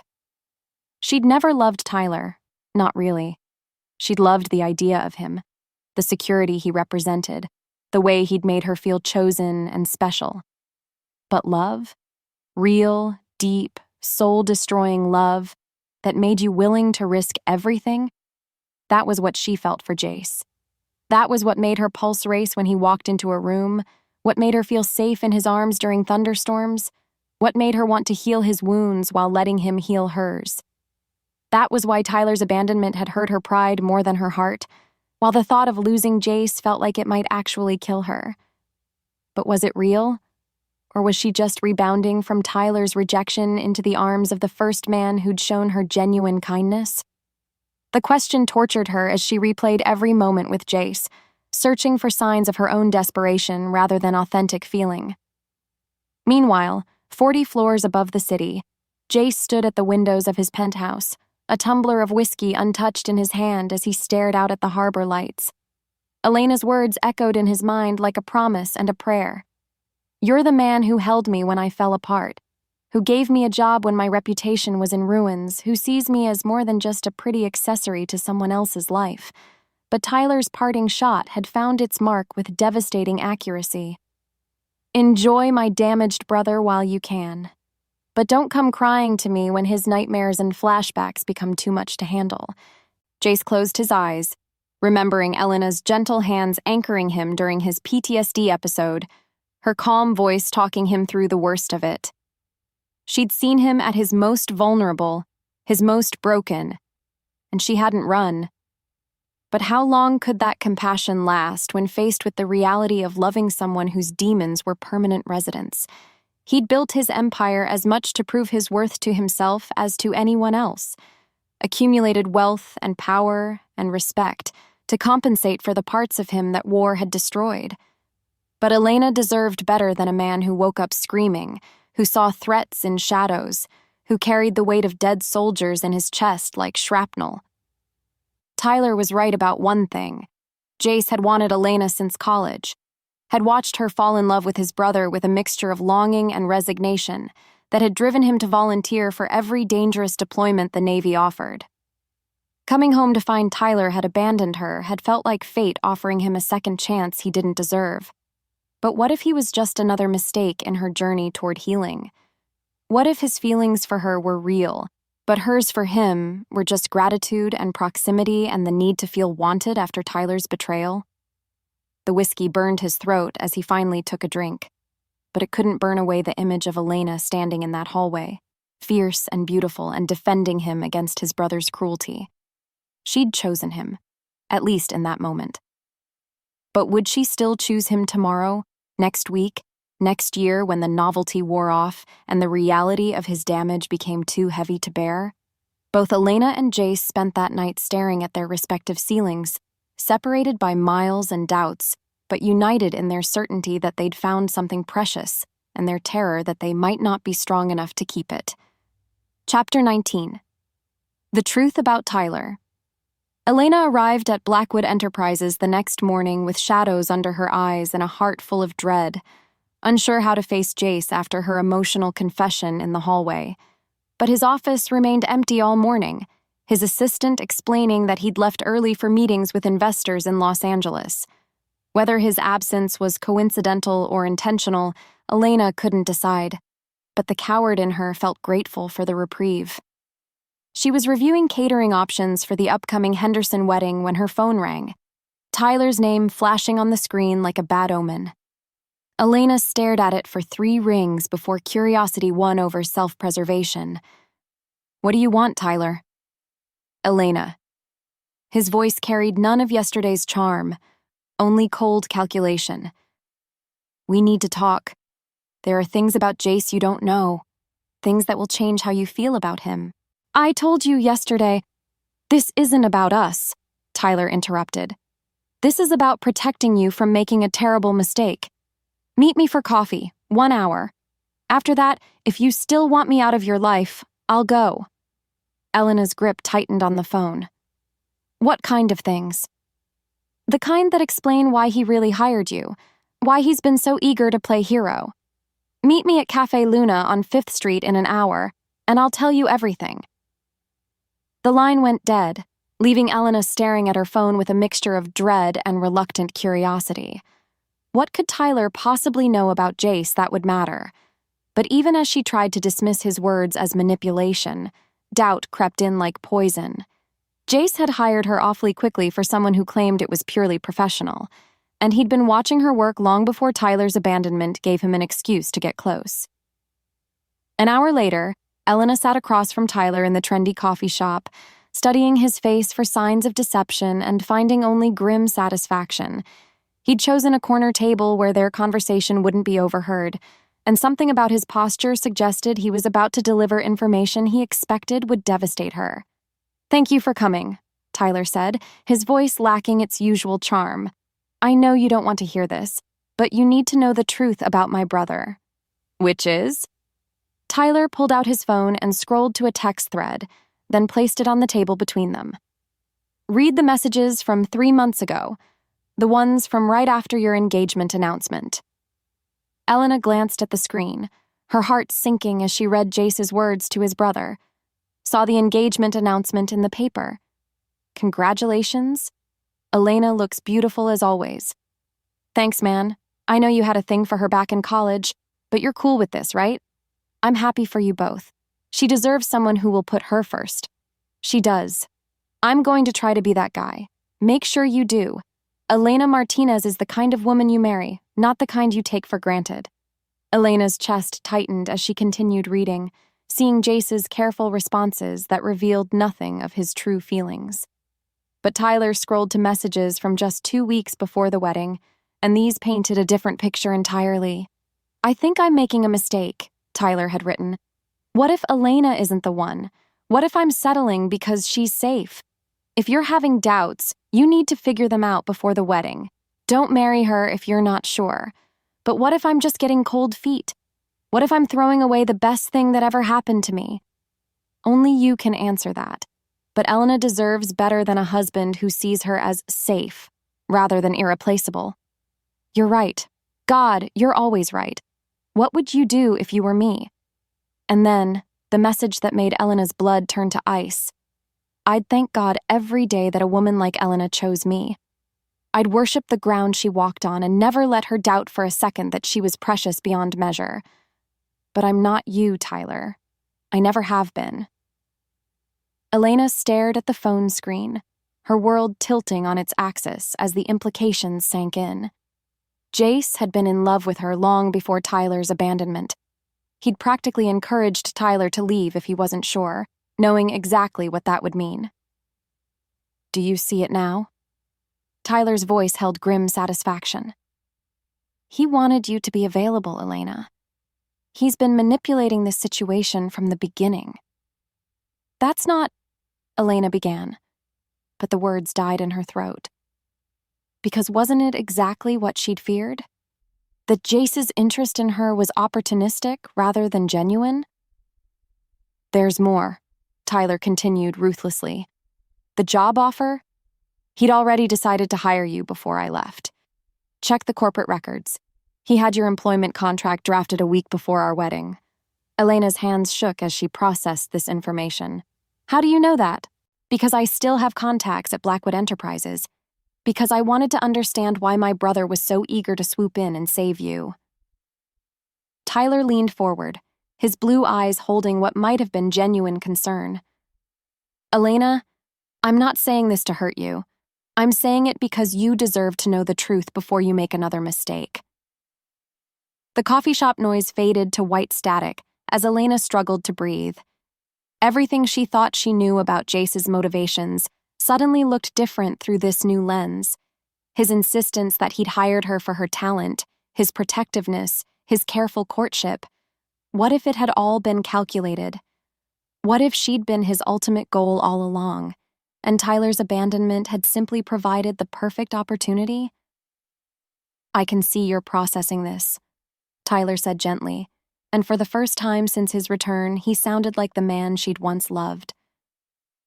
Elena, I know I have no right to ask anything of you after what I did, but please don't let my brother use your vulnerability against you. You're worth more than being someone's consolation prize or trophy wife. Elena stood abruptly, her chair scraping against the floor as she backed away from the table. I need to go. Elena, no, I need to think. She fled the coffee shop with Tyler's revelations echoing in her mind, her heart fracturing with each step. Had Jace been playing a longer game than she'd realized? Had she been nothing more than a target he'd been patiently waiting to acquire? By the time she reached her car, tears were streaming down her cheeks, and Elena realized that Tyler had succeeded in destroying her happiness one more time. Only this time, he'd used the truth to do it. Chapter 20. Elena's Choice. Elena drove aimlessly through San Diego for hours, Tyler's revelations playing on repeat in her mind like a broken record. She found herself at Sunset Cliffs without conscious decision, parking at the edge of the world where ocean met sky in an endless expanse of possibility. The same cliffs where she and Jace had walked after a corporate dinner 2 weeks ago, where he'd told her about his plans to expand the company internationally, where she'd felt like she was part of something bigger than herself for the first time in her life. Had that conversation been manipulation too? Another carefully orchestrated moment designed to make her feel valued and included? The Pacific stretched endlessly before her, waves crashing against stone with the same relentless rhythm as her doubts. Elena pulled out her phone and stared at Jace's contact information, her thumb hovering over the call button. She needed to hear his voice, needed to ask him directly about Tyler's accusations. But what if the answers confirmed her worst fears? Employment contract drafted a week before the wedding. The detail haunted her because it suggested premeditation, planning, a level of calculation that transformed every kindness into potential manipulation. But even as doubt poisoned her thoughts, Elena found herself remembering other details. The genuine surprise in Jace's eyes when he'd found her in the bridal suite, the way his hands had shaken when he'd held her during his PTSD episode, the vulnerability in his voice when he'd told her about his military service. Those moments had felt real, raw, unguarded in a way that suggested authentic emotion rather than performance. Her phone buzzed with a text from Maria. Tyler was seen leaving Cafe Luna looking smug. Whatever he told you, remember he's a master manipulator who's probably desperate to break up you and Jace. Elena stared at the message, Maria's words cutting through her emotional fog with laser precision. Tyler was a master manipulator. She'd lived with his gaslighting for 3 years, had experienced firsthand his ability to twist truth into weapons designed to serve his purposes. So why was she taking his word about Jace's motivation? Because you're scared, whispered her honest voice. Because loving Jace feels too good to be true, and Tyler's accusations confirm your deepest insecurities. Elena closed her eyes and forced herself to think rationally rather than emotionally. Yes, Jace had encouraged Tyler to be honest about his doubts. But wasn't that what any decent person would do when faced with a friend's uncertainty about marriage? Yes, he might have had her employment contract ready. But wasn't that simply good business practice for a CEO who recognized talent when he saw it? And yes, he'd been in love with her since college. But he'd never acted on those feelings, never tried to undermine her relationship with Tyler, never made her feel uncomfortable or pressured. Instead, he'd stepped aside gracefully and let her make her own choices, even when those choices broke his heart. That wasn't manipulation. That was integrity. Elena's phone rang, startling her from her thoughts. Jace's name flashed on the screen, and her heart hammered against her ribs as she answered. Elena. His voice carried concern and something that sounded like desperation. Maria called me. She said Tyler approached you today, told you things that upset you. I'm on my way back from LA. Can we talk? I'm at Sunset Cliffs, she said quietly. The same spot where we walked after the Morrison dinner. I'll be there in 20 minutes. The line went dead, leaving Elena alone with the sound of waves and the growing certainty that she was about to make the most important decision of her life. She could believe Tyler's version of events, that Jace was a master manipulator who'd orchestrated Tyler's departure to clear the field for himself. Or she could believe the evidence of her own experience, that Jace was a good man who'd fallen in love with a woman he couldn't have and had been given a second chance by fate and his brother's stupidity. When Jace's BMW pulled into the parking area, Elena was sitting on the stone wall that separated the cliffs from the road, her dark hair whipping in the ocean breeze. He approached slowly, hands in his pockets, green eyes searching her face for clues about her emotional state. What did Tyler tell you? He asked without preamble. That you encouraged him to leave me. That you had my employment contract ready before the wedding. That you've been in love with me since college and saw his abandonment as an opportunity. Elena's voice remained steady despite the turmoil in her chest. He showed me your text messages. Jace's jaw tightened, but he didn't deny the accusations. And what do you think? I think, Elena said slowly, choosing her words carefully, that Tyler is very good at taking partial truths and weaponizing them. I think he's desperate to break us up because seeing us together reminds him of everything he threw away. Hope flickered in Jace's eyes. And I think the real question isn't whether you've loved me since college. Elena stood and turned to face him fully, her heart pounding with the magnitude of what she was about to say. The real question is whether I'm brave enough to love you back. Jace stepped closer, close enough that she could see the gold flecks in his green eyes, close enough to catch the scent of sandalwood and leather that had become synonymous with safety. Are you? He asked quietly. Elena thought about Tyler's accusations, about the complicated circumstances that had brought them together, about the risks of loving a man who carried invisible wounds and the weight of dead soldiers in his heart. Then she thought about the way Jace looked at her, like she was precious, irreplaceable, worthy of protection and cherishing. I'm terrified, she admitted. I'm terrified that this is too fast, too complicated, too much like a rebound romance to be real. I'm terrified that you'll realize I'm not worth the trouble, or that I'll disappoint you, or that Tyler's right about everything. And I'm more terrified of walking away from the best thing that's ever happened to me because the timing isn't perfect. Elena reached for his hands, intertwining their fingers with deliberate intention.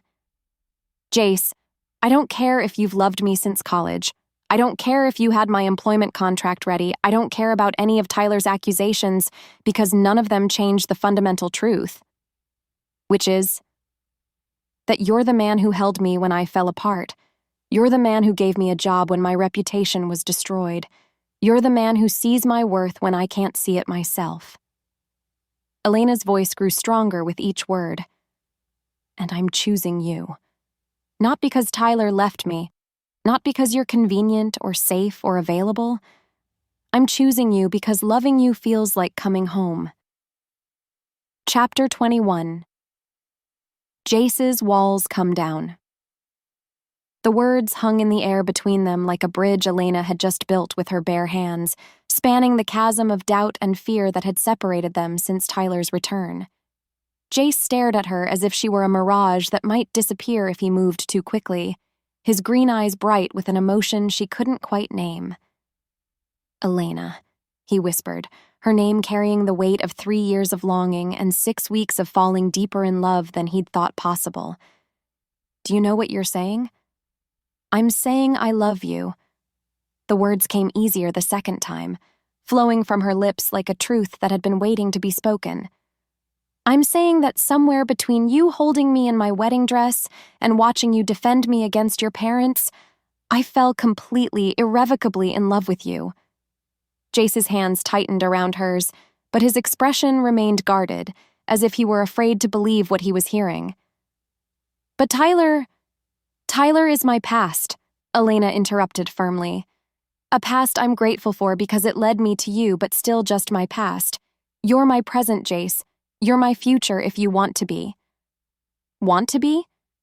Jace's laugh held no humor, only disbelief. Elena, I've wanted to be your future since the moment I met you in Tyler's dorm room 7 years ago. You were wearing a yellow sundress and arguing with him about some movie, and I thought I'd never seen anything more beautiful in my life. The confession made Elena's heart skip, but she heard something else beneath his words, a hesitation that spoke of deeper fears than Tyler's manipulations. But? She prompted gently. Jace released her hands and turned toward the ocean, his profile sharp against the sunset sky. But wanting something and deserving it are two different things.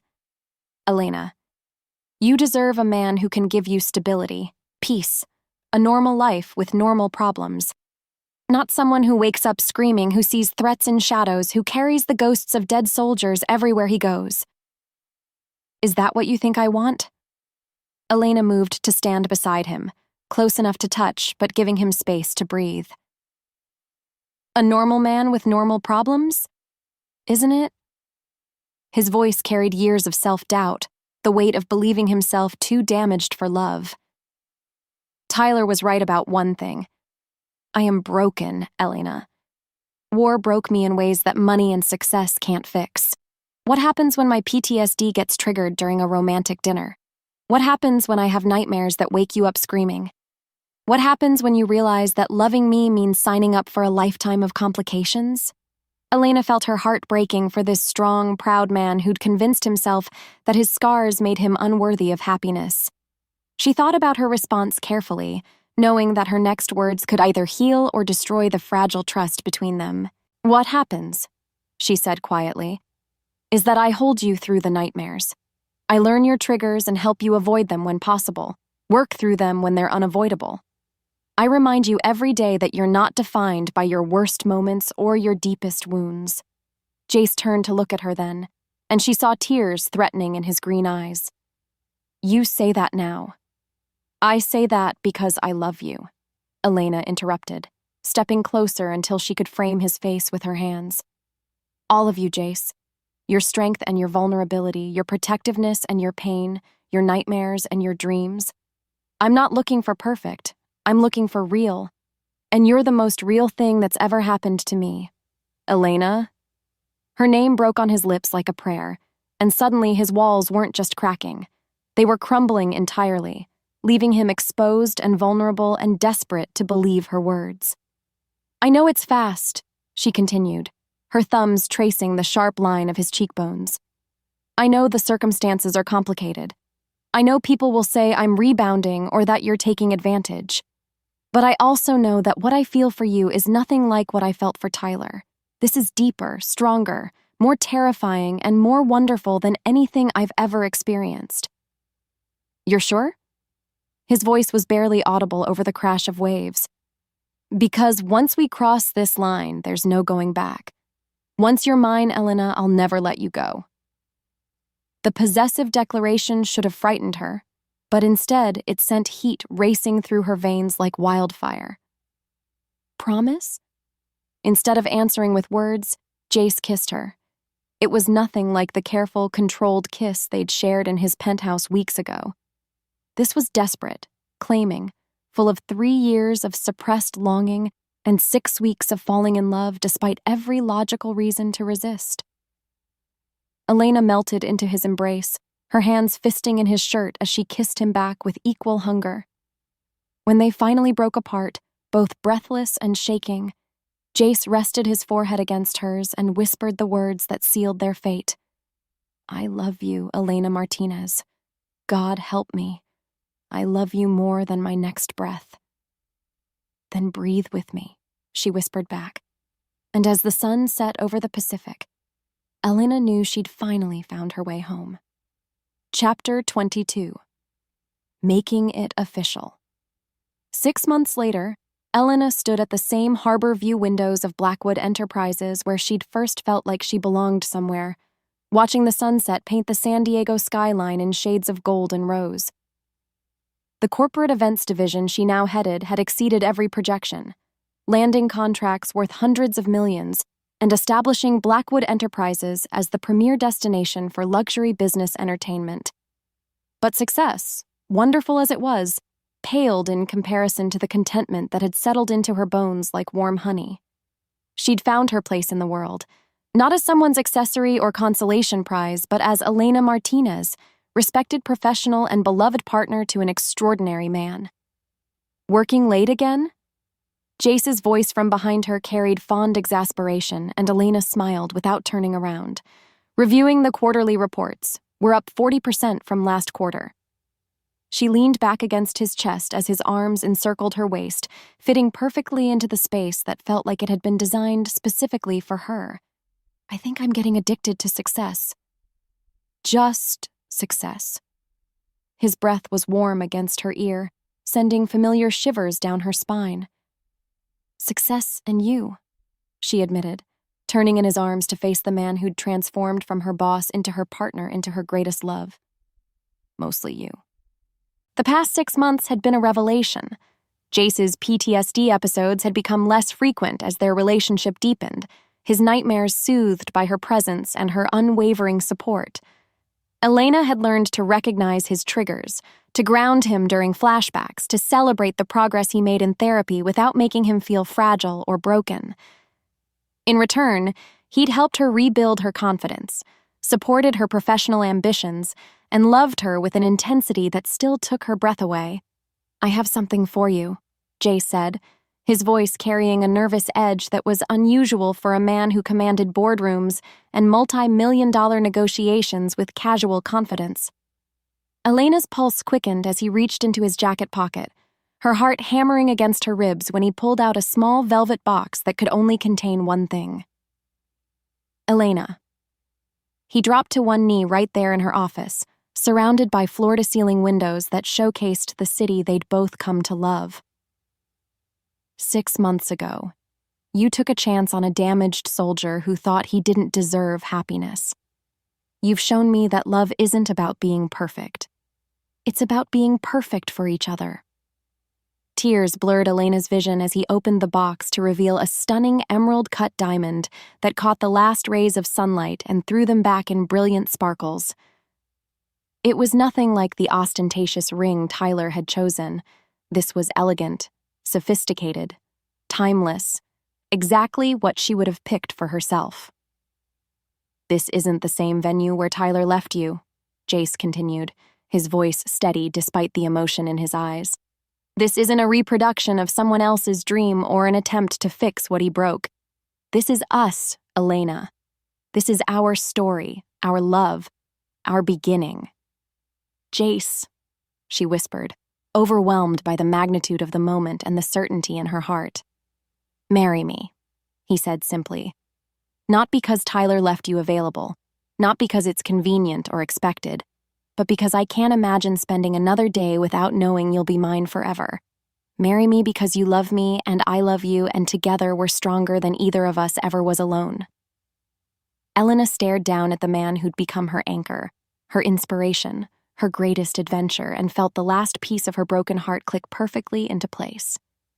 "Yes," she breathed, then louder, with absolute conviction. "Yes, yes, 1,000 times yes." The ring slid onto her finger like it had been waiting there all along, and as Jace rose to kiss her with desperate relief and boundless joy, Elena realized that sometimes the best love stories did begin with the worst heartbreaks. Tyler's abandonment hadn't been the end of her fairy tale. It had been the beginning of her real life. "I love you, Commander Blackwood," she whispered against his lips. "I love you too, future Mrs. Blackwood," he replied, and Elena felt her soul settle into its forever home. Chapter 23. The Real Wedding. The intimate garden of the Blackwood family estate had been transformed into an enchanted sanctuary, but unlike the elaborate spectacle Elena had planned for her first wedding, this celebration embodied understated elegance and genuine joy. White roses and baby's breath created natural archways between the olive trees, while string lights twinkled overhead like captured stars, casting a warm glow over the 50 guests who'd gathered to witness their union. Elena smoothed the silk of her new wedding gown, a simple but stunning design that hugged her curves before flowing into a modest train, nothing like the princess confection she'd worn for Tyler. This dress was sophisticated, mature, chosen by a woman who knew exactly what she wanted and wasn't afraid to claim it. "You look absolutely radiant," Maria whispered, adjusting Elena's cathedral veil with careful precision. "I mean it, mi amor. You're glowing from the inside out." Elena smiled at her reflection in the antique mirror, seeing a confident woman who bore little resemblance to the broken bride who'd stood in a similar room 6 months ago. That woman had been playing a role, trying to become what someone else wanted. This woman was completely, authentically herself. "I feel different this time," Elena admitted, touching the delicate diamond necklace Jace had given her that morning, his grandmother's jewelry, passed down through generations of Blackwood women. "Not nervous, not worried about anything going wrong, just ready." "That's because you're marrying the right man this time," Maria replied with satisfaction. "Tyler was never going to make you happy, Elena. But Jace? That man worships the ground you walk on."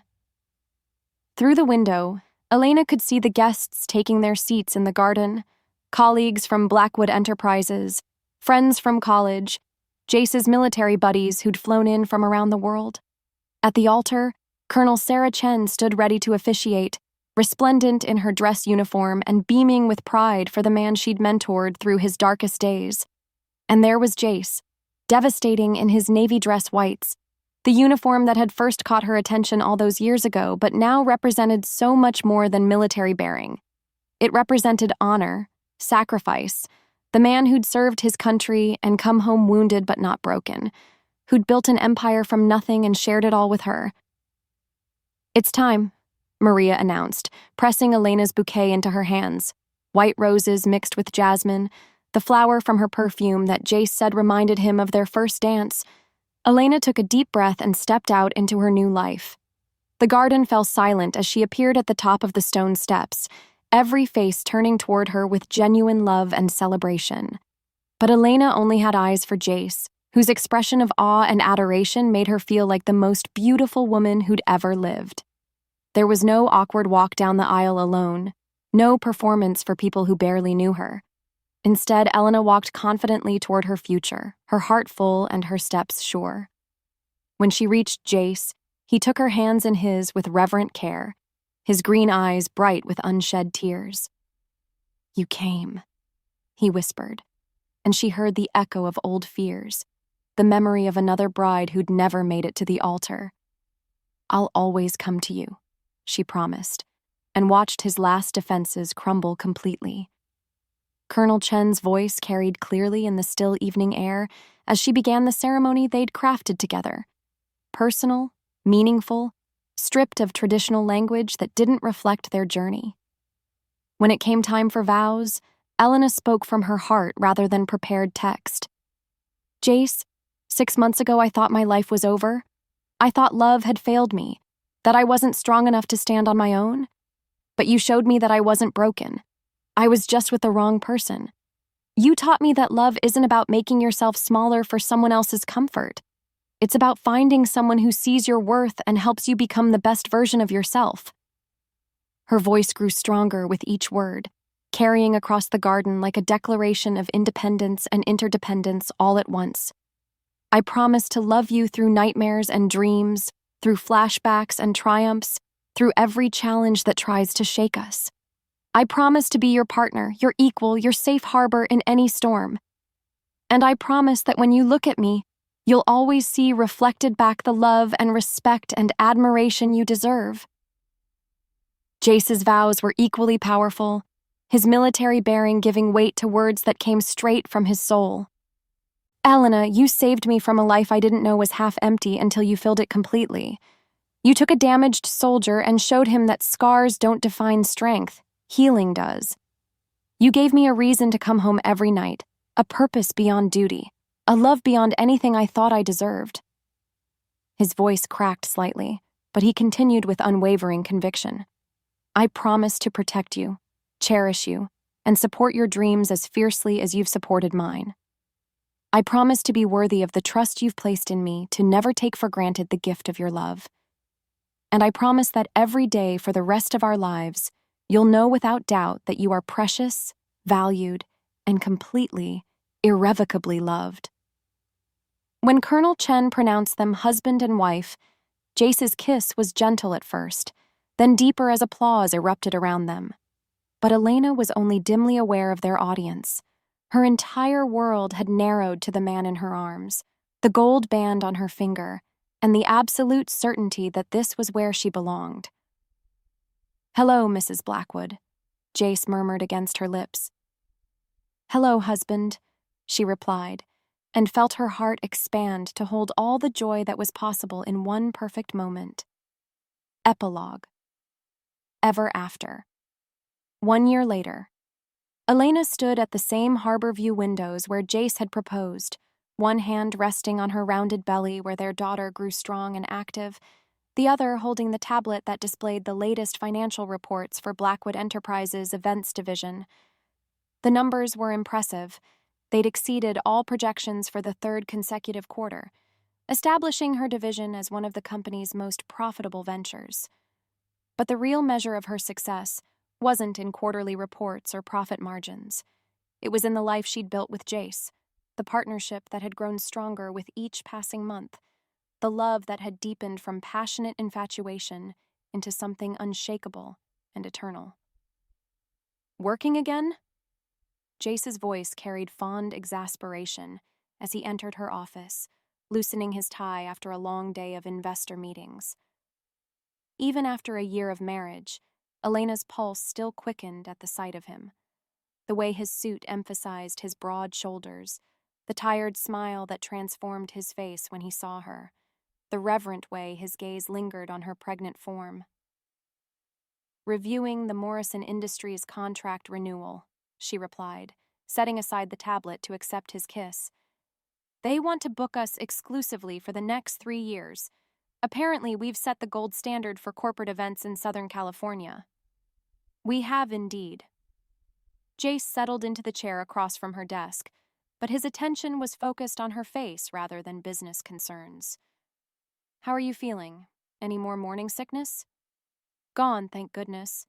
Though our daughter seems determined to use my ribs as a soccer field." Elena laughed as a particularly strong kick made her wince. "I think she's going to be as active as her father." "Or as stubborn as her mother," Jace countered, rising to kneel beside her chair so he could place his hands on her belly. Almost immediately, their daughter settled, as if recognizing her father's touch. "Hello, little one. Are you giving Mommy trouble today?"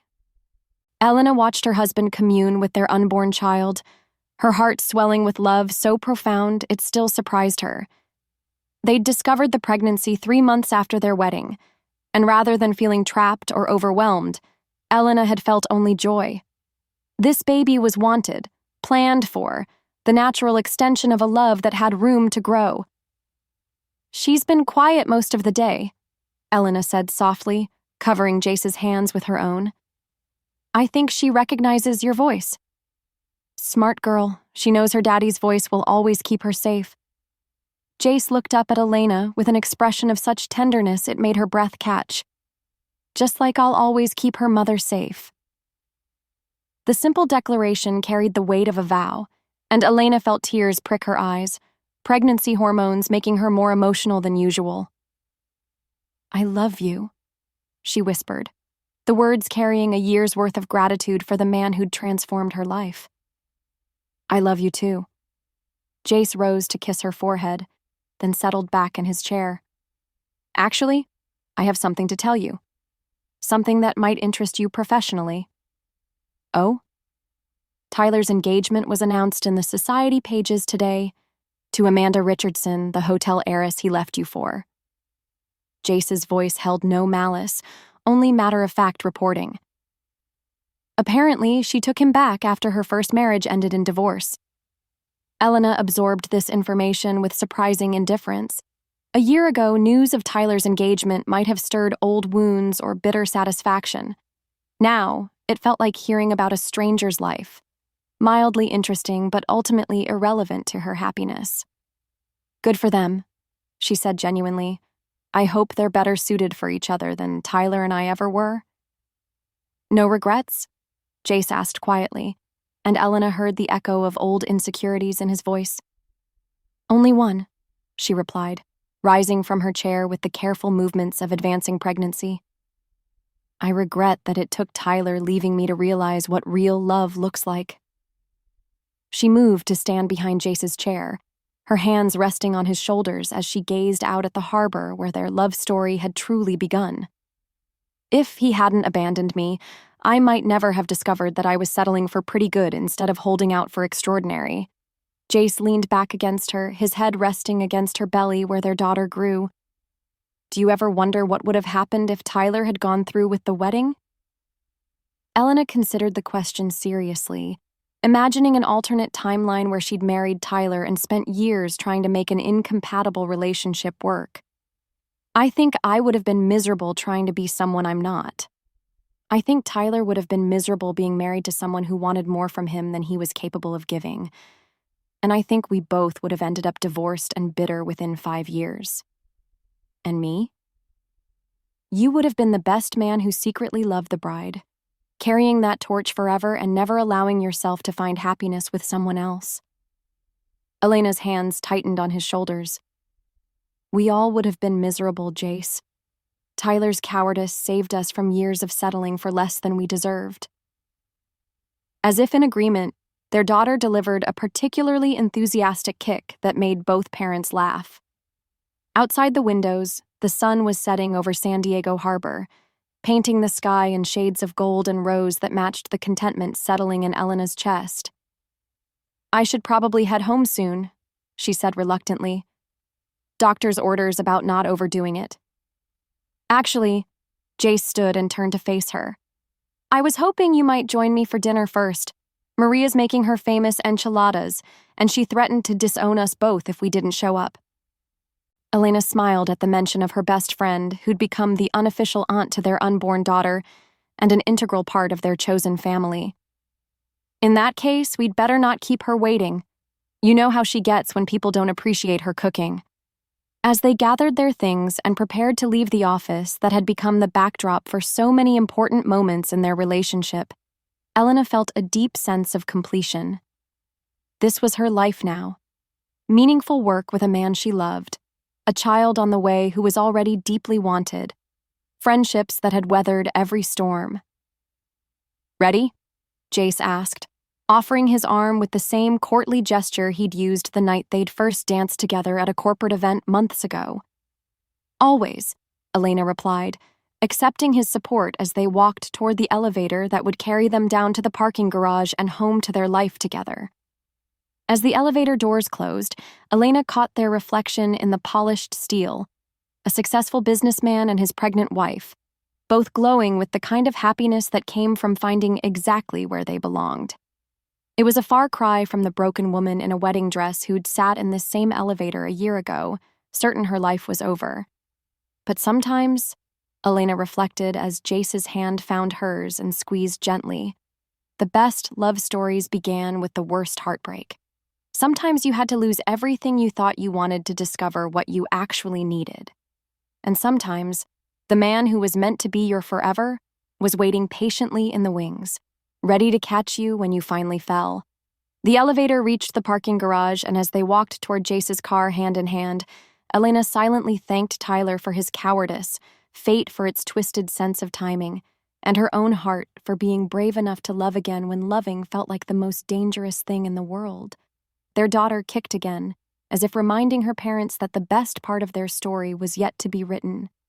And as Jace helped Elena into the passenger seat with the careful attention he showed everything precious in his life, she knew their love story was just beginning.